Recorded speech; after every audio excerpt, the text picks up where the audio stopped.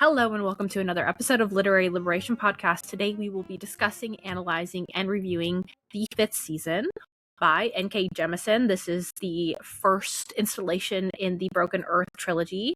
For more content outside of the podcast, please check out our Instagram and TikTok at Literary Liberation and Twitter at LitLibPodcast. I'm your co-host Mariah, and you can find me at Hungry Riot on all social media platforms. And I'm your co-host, Kristen. You can find me at 10CBR on all social media platforms. We are currently fundraising for Code Pink, so the link for that will be down in the description below. And now we can get right on into it. So we did read this for our Fable book club, so there will be a link in the description. Also, if you would like to join our book club and read along with us next month, which we will be reading The Starving Saints next month, so if that book interests you or anything, come read along with us over on Fable. But we read this with our Fable book club. I don't think many people have reviewed it yet in the group. At least not whenever I was looking earlier. Which I know in this, in our club, this book didn't win by, a huge margin, I don't think. It was, a really close race, too. Because The Devils was, right behind it. That's right. I could not remember what the other book was. Yeah, I'm the only one that shared a read. Okay. So, I don't know what the club... the average. Yeah, what everyone else thinks. I know, because a lot of people were wary about it, because we don't have a lot of big fantasy readers, but somebody did say, about halfway through, they were like, I'm not a big fantasy reader, but I'm really enjoying this, and so I picked up the whole series. I haven't been on Fable a lot. I need to get caught up with Fable and be more active on our book club, because it's why we have it. But I've been slacking. Yeah, well, what do you think? I don't know what you would do. What's the order? What do you want to do first? Okay. So, the 5th season by N.K. Jemisin came out August 4th of 2015, which I didn't know, which I think also explains why I enjoyed it so much more than some of the books that we have, because it existed before Book Talk, which is pretty cool. Even though it is a Book Talk book, I feel like this is one of, those staple... whenever you're first signing on, getting into, I'd say, specifically, fantasy book talk, this is, the one that everyone's this is the best fantasy book you'll ever read. But it's always with, The Will of the Many. I see it with the Joe Abercrombie. The Blade Itself. Yeah, and then the Robin Hobb. And then I see, Lord of the Rings. Those are, the staple. These are, serious fantasy. Which I feel like people talk more about this first book than they talk about the series as a whole, though. Personally, I don't know if that's. And I'm so curious why, and we're gonna try to go through this as spoiler free as we can. For now, do you have a brief? How do you even describe this book in a brief synopsis? It is a very complex book, because I was telling Mariah, and I was even telling Tyler whenever I was reading this, I was like, this is a lot going on. This is one of those books that it's the first 100 pages, you don't know what the hell is happening.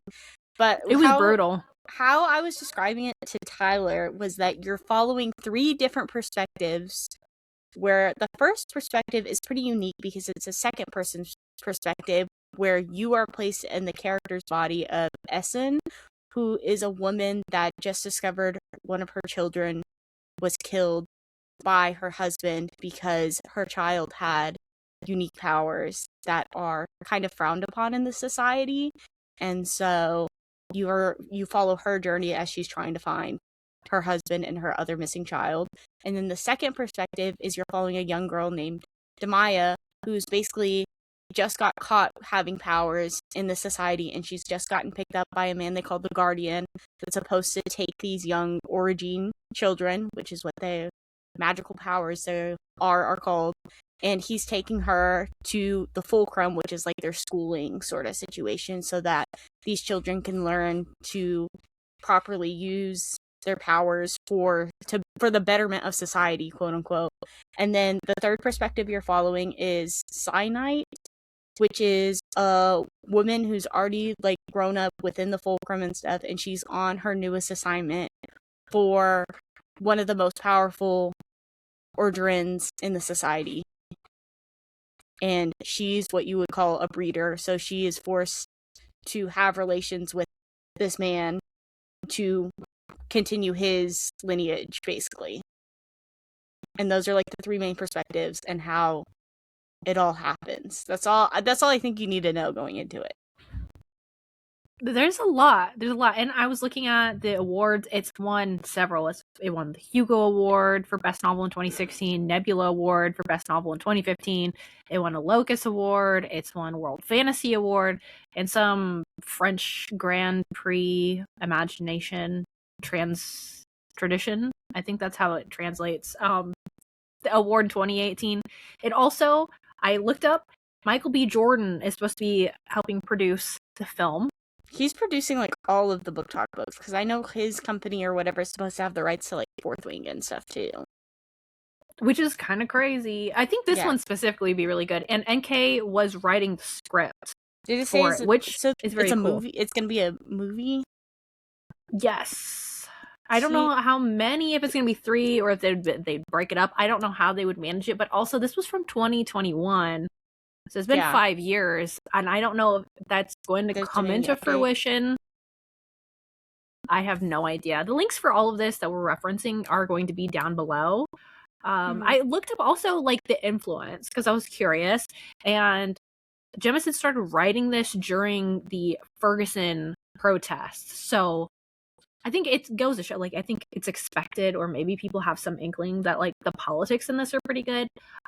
So go into that knowing that it does have a very diverse cast of characters, and that was something that influenced it because she was very frustrated and angry with what was happening. So she started writing her story. Now, don't get me wrong, like, we both read this. This is not, like, a fantasy version of what happened with like police brutality, but just like exploring general like racism and classism and sexism and like homophobia. Like it has all of those elements that are present in here. I don't know what NK Jemisin's politics are. That was the only thing I neglected to look up, but I don't think she posts a lot. This book specifically, it reminded me a lot, I don't know if you got the vibe too, of Blood Over Brighthaven. It's kind of the vibe I got for one perspective specifically.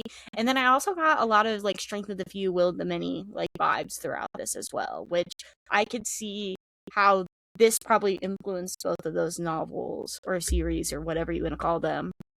You know, like this is like almost like the foundation for like modern fantasy, I feel. Yeah, I totally see why this is so cherished and beloved by so many. Like I see people talk about this, and like even with like I posted like, oh, these are like my rotation for like reading in the sun. People are like, I love NK Jemisin. You go on TikTok, you look up her name, people love it. I know she has a new book that came out. I don't know anything about it. You've seen the cover, I know you have, because I didn't realize that it was an NK Jemisin book. But it's like what is it? What do you call that? Urban fantasy, I think.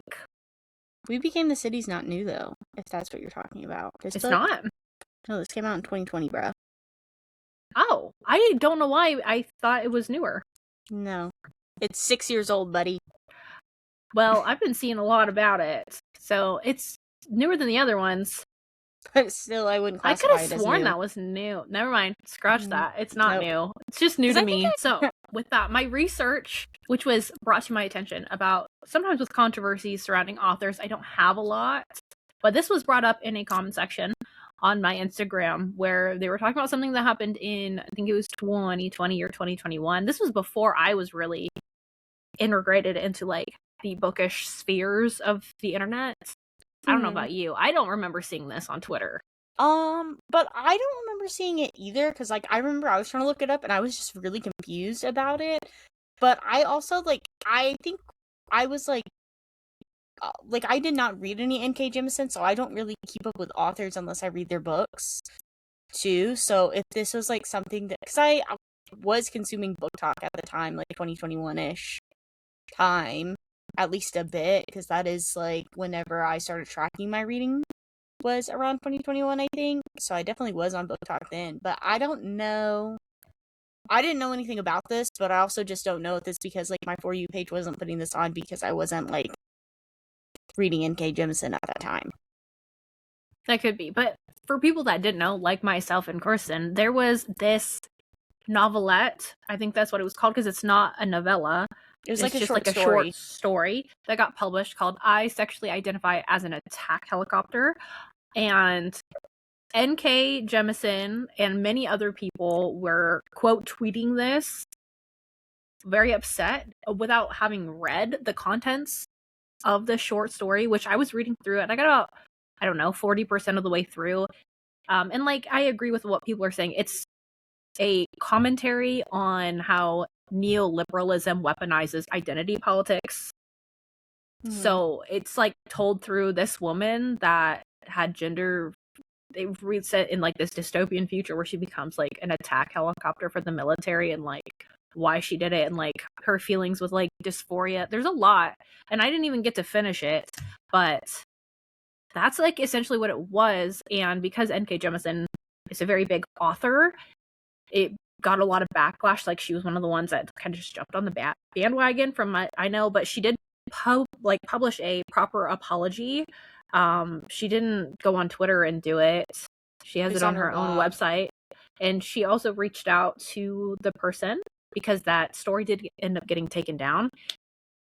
And I mean, you can read all about it. It's down below. I don't think it's cancelable, like, offense. I'm glad. I mean, it was 5 years ago. People learn and they grow. But also, apparently, somebody was like an IDF soldier or like sympathetic, and I don't know which direction that was according to that comment. I couldn't only find so much because a lot of it doesn't exist anymore. They deleted a lot of it off the internet because I know that was my problem too, because I was like, it's kind of like you're getting the aftermath of the contact. Because from my understanding, I think the title is very politically charged because obviously, like, a lot of conservatives and stuff, like, they meme on like trans people and non-binary people, and like by making fun of gender by saying like I identify as a helicopter or whatever, because they don't believe in having like different genders or whatever. So I think the idea is that a lot of people took it out of context where they just saw this title and they assumed it was like a conservative trying to make fun of somebody, when I think the author themselves was actually like a trans person. And so then, where again it was making a critique of like liberalism and stuff like that, where I just don't think that N.K. Jemisin knew that until she found out, and then she wrote that apology and reached out to the author and apologized. And just goes to show why you should look into the full context of things before you like tweet about them. Yes, definitely. And that's kind of all we got. And it wasn't an IDF soldier. I did look it up. The person that was instigating the initial allegations worked for Lockheed Martin. Oh. Like, wow. So that's what we got. We're 14 minutes in. I just felt like it was important to kind of spend some time with that because it was relevant to her politics. And I'm glad that somebody brought it up. So if anyone ever hears anything about authors and we haven't ever talked about it, it's probably just because we don't know. So feel free. I love it when people do that because it gave me something to look into. But this book has a 4.28 star average with 350,000 ratings and 40,000 written reviews. It's overwhelmingly positively received. I didn't look at the other books. I think this is her most popular book. Yes, it is. That's it. That's all I got. I didn't even look through any of the reviews because Kristen and I both finished it today. Today is Wednesday, July 29th. We've been having a lot of stuff going on in July, a lot of traveling. We're tired, okay? We're doing our best. But you know what? Next month will be better. We just gotta be on the up and up. At least we got it done. Yeah. I mean, overall, I don't know what you ended up rating this book, if you even put down a star rating yet. But overall, I really enjoyed this. I do think this was one of those books that it did take me kind of a hot second to get into, just because it's really dense, I would say. And I think this is one of those fantasies that, like, this cannot be anybody's first fantasy or dystopian novel. You know? Like, you definitely agree. need to have, like, a background in, like, reading where you're able to soldier through not knowing what's going on for 100 pages.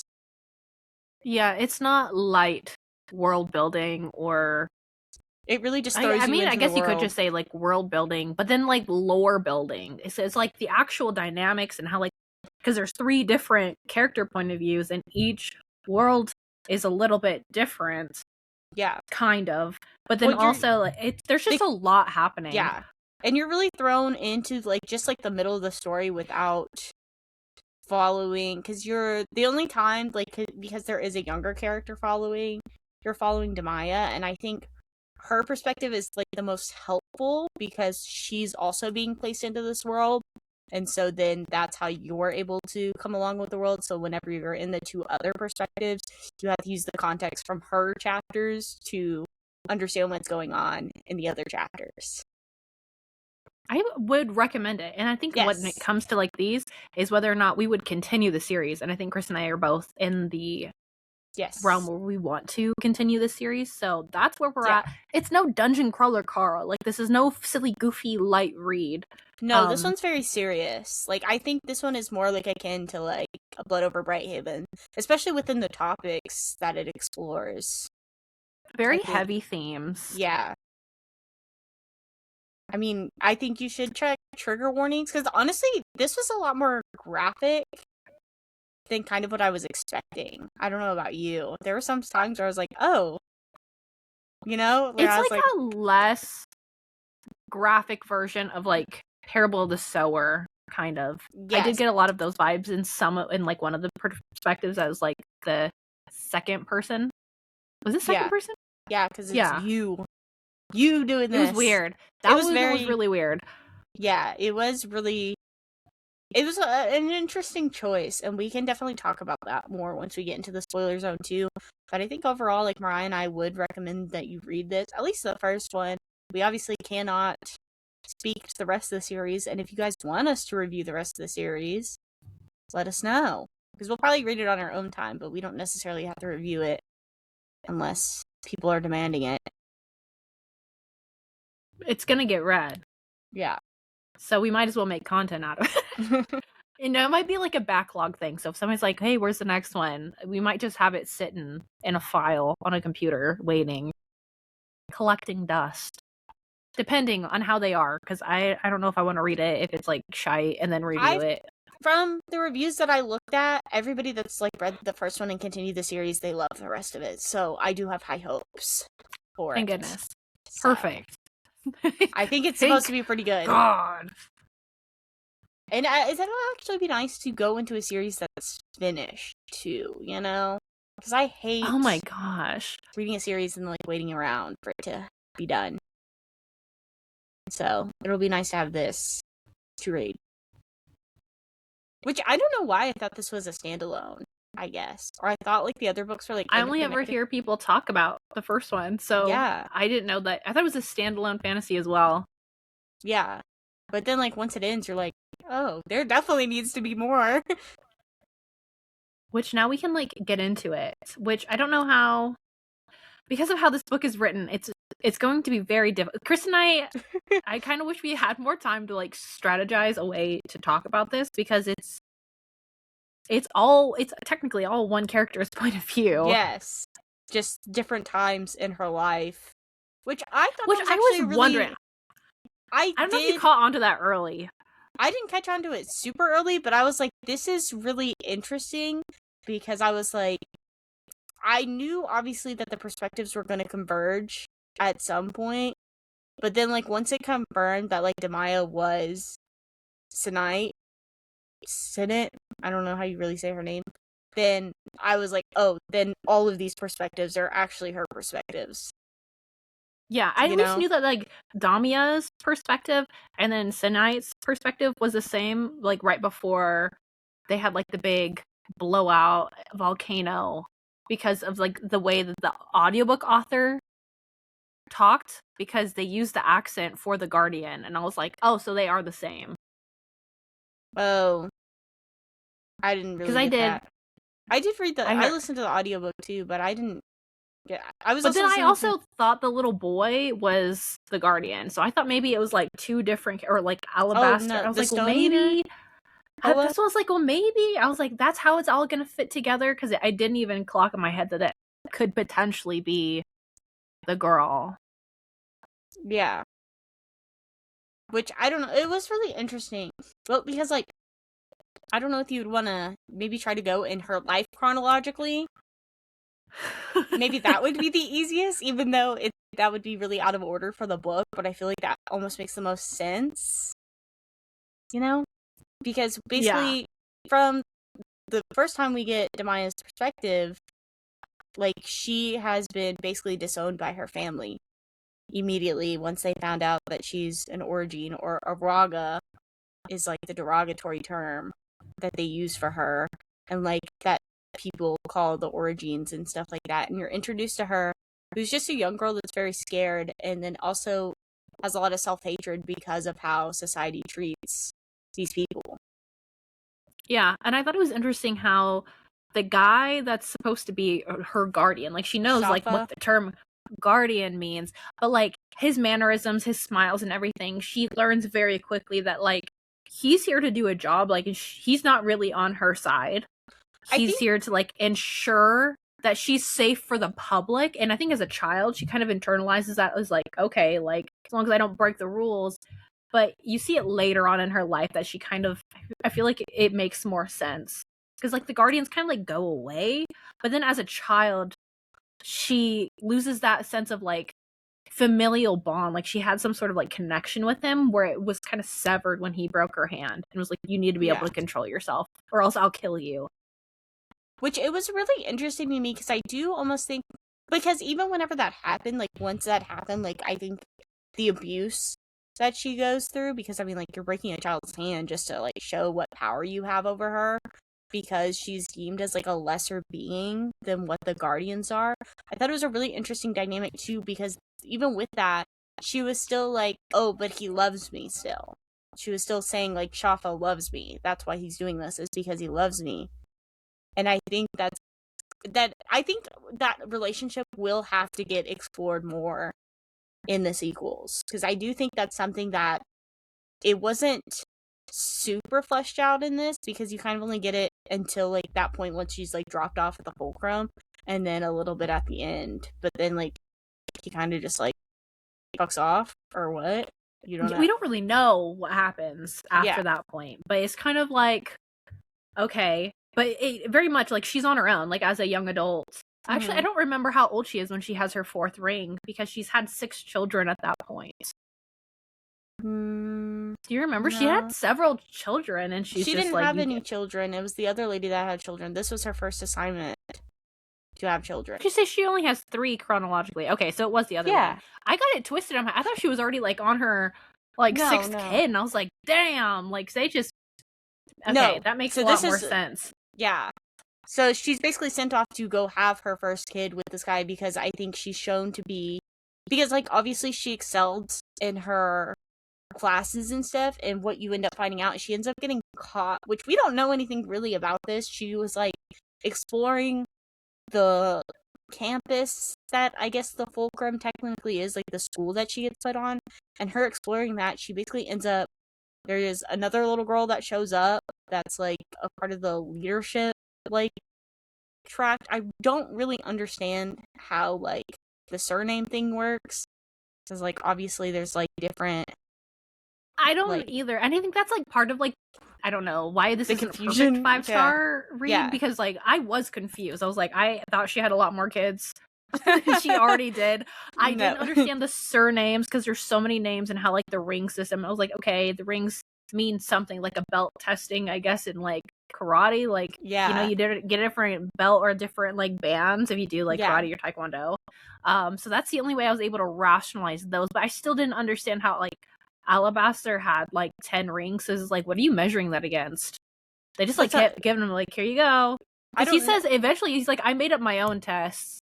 So it's like, well, because like, how did you get to 10? It seems like he's the only one with 10 rings as well. Like, it's like, seems like very unique, and it's really interesting to me that he can have so many rings, because he's the one with all the children, right?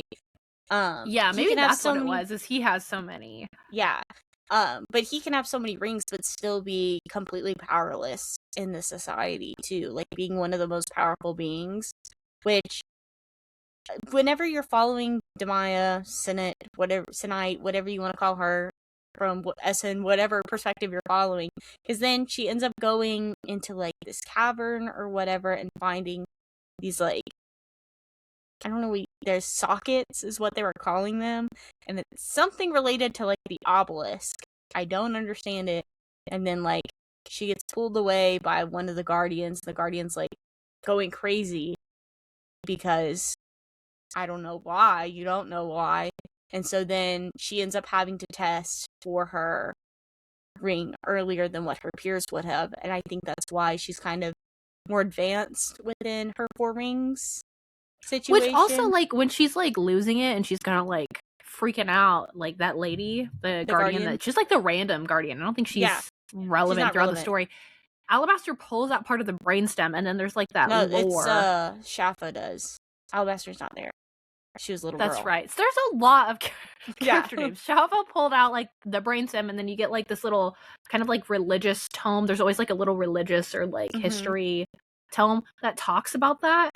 And I'm curious how that's going to be elaborate, because that was, like, more like the sci-fi, science-y aspect of the fantasy. I know, like, people classify this as a fantasy, too. I almost, like, I felt like it was more science fiction. Like, dystopian, like, I know it's not Earth, but it's very similar, I think, to the Earth in a lot of ways. And I think it does try to... I think it could... I personally think a lot of the climate change, like, discussion could have been done better. Because there's, like, a little bit of them talking about, like, how Father Earth, like, loved the world and loved the people on it until they started doing too much where he couldn't keep the waters clean or anything like that anymore. And so... I think that's, like, it's only, like, a passing mention, but obviously they live in some type of world with an extreme climate crisis because they're going on to this 5th season, which is, like, the season of death that happens every so often and lasts for a really long time because of the climate crisis. In my head, like, the way I rationalize it, like, this seems like a future that's, like, really far off, but, like, where our generation of human has been completely, like, eviscerated, essentially, except for the few that have, like, developed that part of their brain to be able to help navigate the world. Like, it was some sort of evolutionary advantage. So that's where I was like, well, maybe that's how it's tying in. But it's weird. It kind of reminds me of One Piece, where, like, there's, like, fantasy elements, but then there's also a lot of sci-fi. And they're, like, both. It's like, it's both. It definitely is, like, one of the Bofa sort of situations. Because it does, like, it takes elements of both, and I do, like, I see why people say, like, people just, like, kind of universally use the term fantasy, too. Like, I know at, like, my Barnes & Noble, the sci-fi and fantasy section is, like, all together, and this is one of those where, like, I genuinely wouldn't know how to shelf this if, like, I had a separate science fiction and fantasy section, you know? Because it does fall under both categories in a lot of different ways. I would be putting this on a table. Yeah. I think that's where it would go. It's like, I don't know where it goes. It's going on a table. Talk, books. But I think also, like, the way that they use, like, Alabaster and Senya, it's like whenever, so, like, early on, like, she's sent on this assignment where she's got to go remove the coral. Basically, after she takes her ring test, you find out she's her. So then you're like, okay, we're done with this child's perspective. We don't need her anymore. The only thing that's relevant is that she saw these weird sockets, and then she met some other little girl that was, like, not autistically locked in, and she's like, no, I'm gonna figure out what's going on because something's not adding up. But she's like, so she met this other Ogian, well, not Ogian girl, but in the Ogian area, so that's why it's us. But then you basically, her perspective, you learn that she's basically having to work for this 10-ring man, and then also, like, the guardians are basically telling her that, like, you have to get pregnant with his baby and have his baby, and then you follow them as they're going on, like, they have to do that, and then they also have to do the assignment with him where he's like, I'm the most powerful person here, so I have to go help these people. That's what they pay the fulcrum to. The different faction comms is what they call them too, which are, like, there are different communities within this world that some of them are more advanced and developed depending on how collaborative their community is within themselves, because it's almost like It's not communism, guys. It's not. But I don't know how you would describe it. I think it's just community. Like, it's gotta Like- just be short for communities. Like, these are different communities that have, like, formed and sustained themselves based on, like, their geographic location, because they have to be in certain locations to survive different, like, seasons, I guess. Again, this is one of those things where it's like, I knew this was gonna be really, like, a big headache to talk about, because I'm still confused on so many Yeah. things that I'm hoping are gonna be fleshed out.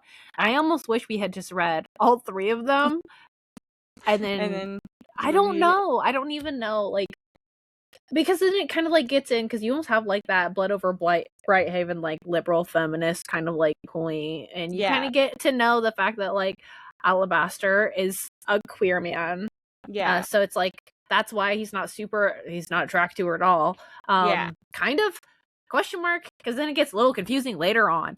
I don't really know. See, and then it gets like, weird, but okay. Well, because one thing is that he's really powerful, but he's also weak all the time, because what he does is that basically what these Ogians are trained for too is to stop, like, because of the climate crisis is so extreme, there's like random earthquakes that happen all the time and like other ecological disasters that are happening all the time. So these Ogians are training to basically like control the earth so that people don't experience more hardship than what they already do with how intense these seasons are, basically. And so what they have is they have these areas called like nodes. So basically what they say is that if the children cannot, like, whenever they go to the schooling, if they cannot properly harness their skills, they get sent off to go be node children.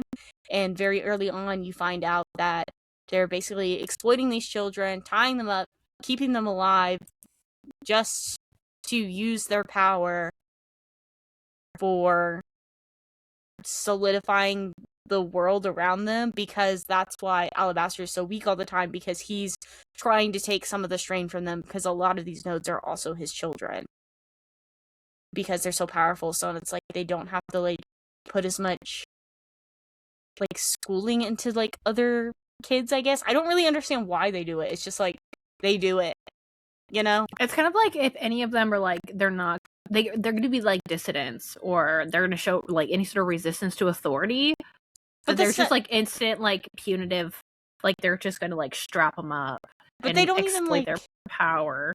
They don't really explain that, because like I think it's just like all of his children. Like, I think the whole idea too is that like they all are like slaves to the society, like all of the Raga people are. And that's one thing too, that Alabaster uses that term so freely, where it is a very derogatory and discriminatory term. But I think Alabaster is like one of those people trying to reclaim it. Does that make sense? Which I think is interesting. So. Well, because he's like, I have all this power, like, what's anyone gonna do? Yeah. But like, it's really horrifying, because like, what's anybody gonna do? People are taking his children. How many women has he bred with? And then his children are sent to suffer. Yeah, I thought the eugenics aspect was like really interesting in this, because usually it's like you want to, in like a eugenicist, like you want to breed something out. That's why people are so afraid of like the death of like the white race. But in this, it's like they want to strengthen the powers so that they can then exploit them to make like these hyperhuman, which I don't know why they would, because they're like weapons. Yeah. Because if they were like super, super strong, and then they can't control them, but that's why like the Guardians are so powerful, but you also don't really understand why the Guardians have so much power, because they're like the only people that can like walk up to an Ogian and kill them like it's nothing. Still to this, I got to the end and I was like, I don't think I know what the Guardians do. I don't really know either. I just know they're supposed to keep. They're the like Ogians anti-Origin. They're like cops. Or Ogian. They're like the cops, I think, of the Ogians. And I think like finding out that Alabaster, one, is a queer man and is forced to do this, which is so interesting to me, because he's also like one that's like, he is constantly critiquing like the way the society is ran, and about how like the Ogians should really be the ones in power and yada yada yada, because they're the powerful ones. Which, I don't know, to you, it kind of felt a little lived up, but like I don't know. You know what I'm saying? Because it's just like, just with the Ogians being in power, what's that going to really do for people whenever the stills, quote unquote, are still also suffering peoples? Exactly. Like, but there's also like so much happening all the time. I think the idea is also... like they would know how to fix the solutions because they're the ones that are like the most oppressed. But it's less about like that who's in power and like the structures at play. So if it's, I'm hoping that's developed more in the later ones, because I think it kind of alluded to like when they're on the island, that the way that everyone lived like harmoniously and everyone shared all of their things despite them being like pirates. Like it was a lot more like communalism. Well, because there is like this distant like emperor as well that's alluded to throughout the text, but then it's like he doesn't have any power either, because like Alabaster is just like, yeah, he's useless, you know, back when he had power. And then there's also like these weird fucking obelisks that are following them around. Yeah, like the obelisks what's are up the with things that are like that? ratting them out the whole time, especially like our main character. Like they're just following her around. So it's like, is there aliens? I don't know if they're Are they stone aliens or eaters? what.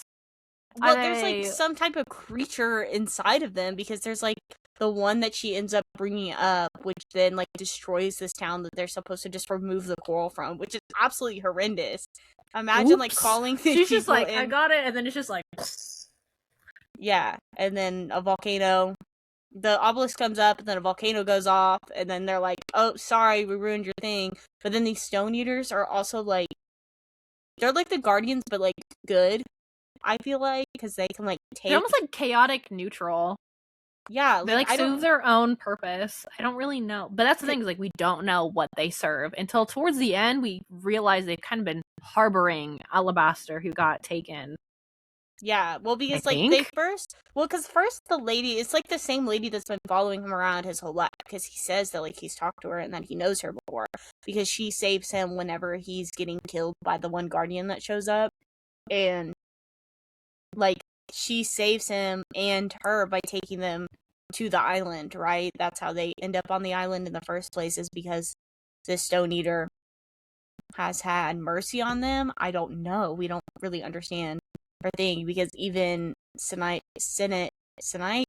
is like, what the hell? And he's like, I don't know, she just be following me around. And then what kind of ended up happening, because then you have Essen at the same time having this little boy that's kind of just following her around. And you don't know why, except for that he likes her. That's all you get. I like her. I like you. That was another thing, and then you kind of realize, oh, like it's being told from his perspective. Yes. Like his view. Like he's telling the story to her. I don't know, man. It's really weird. I don't know I keep saying it's really weird because it was, but it was like a good time weird. Like, yeah. I was just here for it. I was like, once I like just surrendered myself to the story and just let it happen, I was like, I can't ask too many questions. I can't logic this. Okay, I have a question. I don't know if I know this. Do you have aphantasia or whatever? Like, whenever you're reading a book, can you see like the pictures in your head, or do you just see the words? Okay, those pictures. Okay, how vivid are your pictures? Usually pretty vivid? It depends on the author, because sometimes some authors are not very good. So, like, if it's like a really hard classic, it's more like me parsing through the words, and it's like glimpses, like scenes. Well, because I feel sometimes it's like a movie. Like Carl is like a movie. I agree with that, but I feel like this one, I had a hard time visualizing a lot of stuff. I don't know if you felt it felt that like way. Short clips. Like I felt like I had glimpses rather than constantly. And I don't know why that was. I think it was the same thing, because I was like trying to like make sense of what was happening. So then I would be like, okay, then I'd like think about it, and then I was like taken out.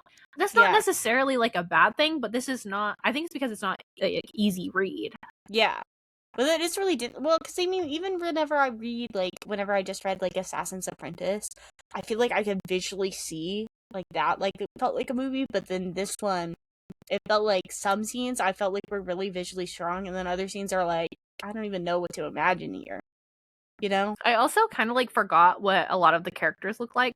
So Well, because I think it got really hard too, because I was imagining each character, especially at the beginning, I was imagining each perspective as 3 different people. So then I had like their own individual looks to differentiate them within my head, and then once you find out they're all the same, then you have to like rewrite that in your head to imagine them all as one woman. Does that make sense? Yeah, I can see that, because like I knew there was like a big twist at the end because I was talking to one of my friends and she had read it and she was like, I had like pull over towards the end. It was so crazy. Because she was listening to the audiobook. Do I think the ending of this was all that like cuckoo bananas? I mean, it was pretty crazy, but it wasn't like if I was driving, I had to pull over. That's a little dramatic, I do think. I think the biggest like thing for me was whenever you just find out for sure that it's like Demaya and Sinet are like the same person. I feel like that's the biggest thing that I was like, oh my god. Because even like whenever you show up to like, so there's like, we didn't even like get to the ending of this whenever basically you have Essen is what she identifies as now. That's like her name and hiding or whatever. She has her 2 kids. One of them obviously gets killed, and then the other one is taken by her husband to go who knows where. So then Hoa is her Stone Eater guide or whatever, and he's taking her around, and then he kind of gets the vibe that there's a bunch of other Ogians in this town or something, and so then he leads them there, and then also while they're just traveling, they end up finding Toki, is that her name? I think so. Where they say it. They end up She's finding like her, an unhoused woman that's calmless, but also calmless woman. Yeah, that's a geologist. It's also like the term that they use for her. I don't know. I don't know. That's the term that they use for her. But then you end up finding out that that's actually the little girl that like discovered the sockets with her at the beginning of the book too. And so then they're all like a little ragtag team, and they end up going to this group, which one has her own stone eaters because they all have like the diamond teeth, so they're able to eat the stones. So I guess like diamond is like the hardest substance in the world, so then that's why they want to eat it. I really don't get what the fuck a stone eater is. I'm gonna be real honest. They eat rocks. That's all I got for you. They eat rocks, Abigail, and somehow they dig through rocks to go places like a little. Yeah, like they can like. It's not even like dig through. It's like they mold through them, and then you can like move through the earth. You know, like teleporting in a way. I guess I don't know. It's gotta be. It was. See, there's like aspects. I think that's why this, because like the science part is really like fleshed out, but I don't think like the fantasy is super fleshed out. So I think that's why it feels more sci-fi than it does fantasy. Because the magic has like no explanation for it, I guess. While like the Ogian, like their part, like it makes a lot of sense with how they connect with the earth and stuff. It's almost like Avatar earthbending was like the vibe I was kind of getting. You know? Yeah. And so, but then they end up showing up to like this community that's of all Ogian society, and like the doctor that was originally in her hometown was there, and then Alabaster is also there, but he's dying and also turning into stone. Why is that happening? I don't know. That's the other thing. I was like, what's... Yeah. That is fantastical. I can't explain that with science. Yeah, but then also he's mad. He's mad that she made the executive decision to kill their son, which I think is rather unwarranted. Honestly, like he was getting sucked into the ground, but like what she was backed into, she was literally backed into a corner, watched the love of her life get like torn to shreds, essentially, like on a molecular level or something, like. And then he's like do anything to make sure that the child doesn't turn out like us, which what else are you supposed to do? You know, you're between a rock and a hard place. You couldn't do anything else. Yeah, I don't even think she was trying to survive that. Like she was just floating. But I don't even think we know how she ended up like surviving that. Because like my question is, why didn't the Guardians just take her at that point or kill her? That's why I think she killed the Guardian. She had to have. I don't know. I don't know, because it kind of like yada yada that part, you know? Like I felt like it was just like bang, bang, bang. Now that we've been discussing this, right? do you think you would lower your rating? Because there is a lot that I don't know, or do you want to wait? I think I'm going to finish the series first, and then that will recontextualize, I think.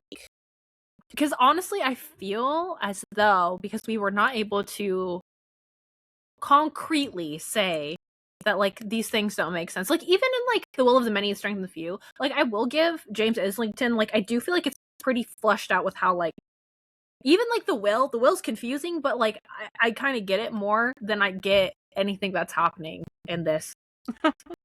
Does that make the powers? Yeah, I don't know. It doesn't make any sense. Or these titles that are thrown around, geologist, or the their different last names, titles that are leadership.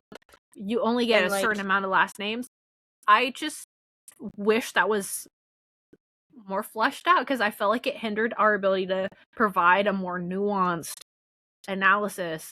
And the fact that we would have to finish all 3 books to be able to do that, I'm worried, because that's a really big time sink for a lot of people, and because of the way that this one kind of is set up, it does kind of lean towards if you have a Democrat in office, maybe that's kind of the vibe. Yeah. It just seems like we need a change of power, and I don't like that.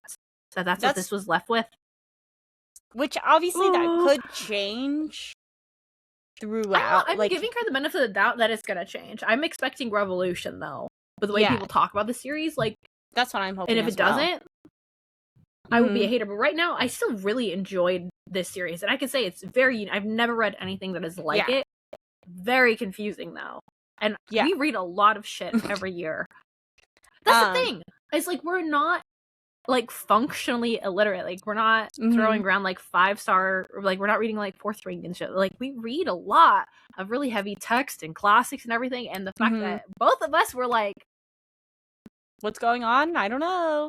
Which I think it's almost intentionally that way, just because the way that the fantasy is going to work out. I think it's almost you just kind of have to be along for the you're walking around this world with a blindfold on. You're getting pulled around, and you just have to trust the process that you're going to end up where you need to go, But it's okay, what do you think is going to happen in the next one? Do you still think there's going to be 3 perspectives? Definitely not.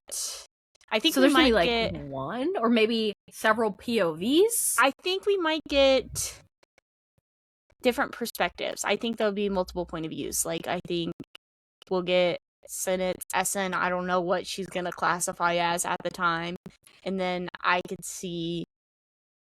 I don't even know who else is gonna get a perspective. Maybe the doctor guy that's there. He might, because he might be the normie perspective while living in a world like this. And then, I don't know, because I really don't even understand, the way that they're talking about, this Ogian society is so sinister, too. And I'm which kind of gives me hope, because the way that, this is, a society that's shown that it's ran by Ogians, but it's not necessarily a utopia either. So that's why I kind of have a little bit more hope of, the revolutionary idea. Does that make sense?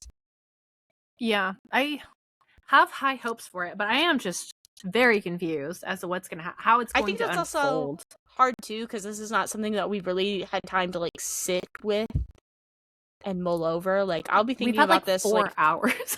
Yeah, I'll be thinking about this all week, and then maybe I'll come up with something new. But I really did enjoy the writing style, and it did remind me of some of my favorite books, The Will of the Many and Blood Over Brighthaven. I think it does do that all very well. It's just one of those where it's you really gotta lock in for this. This is not one, this is no distractions, only thing you can focus on.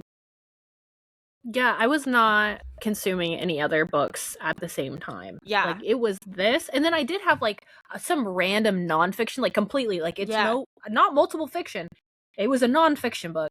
Yeah, I was also listening to. I had to stop reading because I am in the middle of another fiction book, but I had to cut it out. Once I started this, got into it, I was this is the only thing I'm reading, and then I was listening to a music nonfiction book, so it's I could not even be in the same realm as whatever's going on here. This is where all my brain capacity was going for the last week. The fact that we were able to get it done that fast too, because of how she's girthy.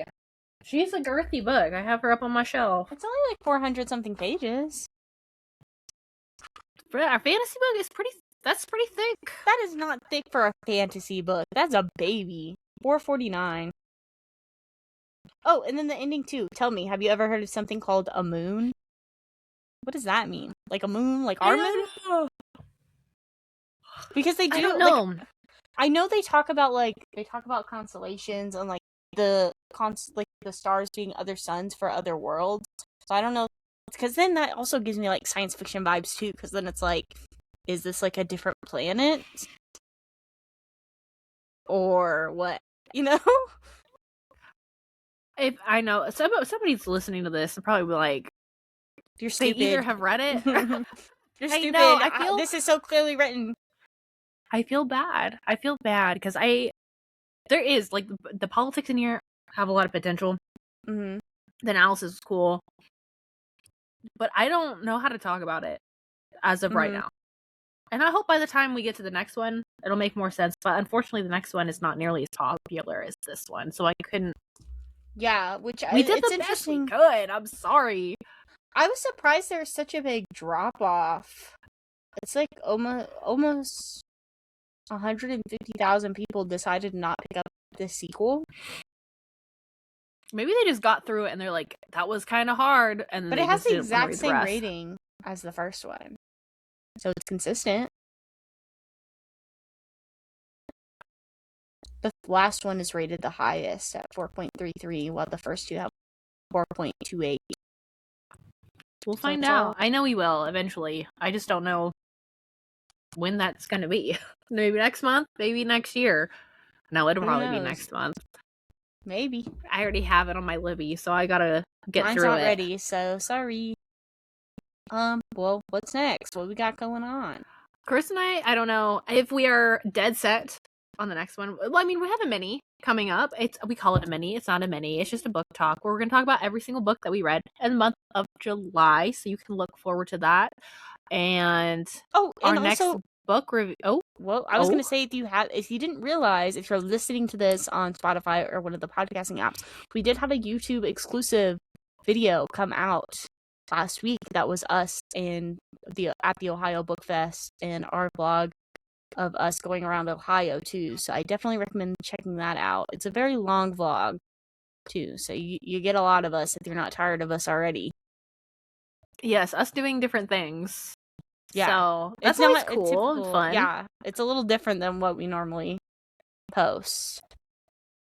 But I guess the next book after this, though, we're in between on, technically. We're debating. Maybe we can throw this up because we do have like a little bit. This is going up tomorrow. Maybe we should do a poll. You should do a poll on Instagram. We could do a poll. Here's the dealio, right? So we just did the 5th season. We're floating doing the Poet Empress, but then because of our book club, the Starving Saints one, that's also fantasy. And then we have The Night and the Moth and The Knave and the Moon that we are reviewing in September. So that would be like what? I mean, we're doing it together, but that's like 5 fantasy books essentially back to back to back on the podcast.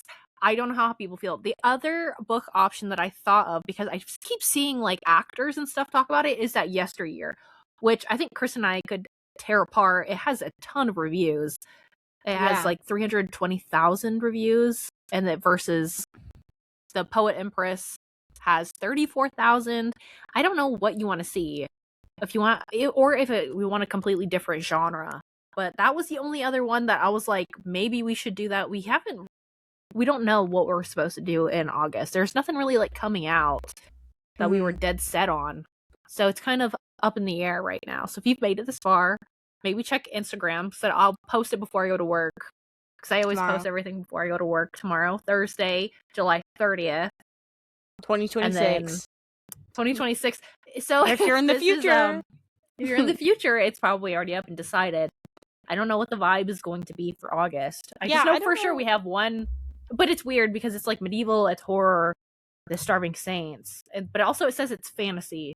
Which I don't know. I bet it's not like... It has a sorceress in it though, a nun turned sorceress. But I think it's like not like fantasy, like fantasy. You know what I'm saying? Like it's not like a whole nother world sort of thing. It's like more like, it seems like more mythology to me.